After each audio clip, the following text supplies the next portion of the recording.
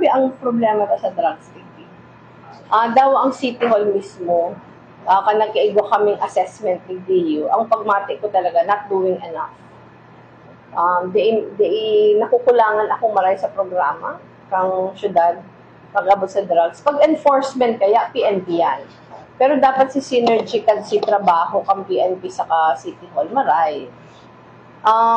Gulpi na akong parasang information kay Colonel Fariñas.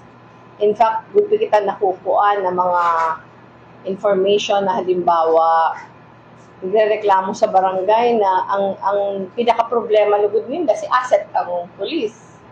Si asset kang pulis pag abot sa drugs, is si pinaka-problema dahil siya si pinaka-dakulang drug personality sa barangay. So, pagsabi ko yan kay Colonel Fariñas, tapos igwa pa din na garo openly. Di ko na sasabihin kung anong barangay, pero sinabi ko na si mga reports. Garo nasanay. Ang mga high school students involved na sa drugs.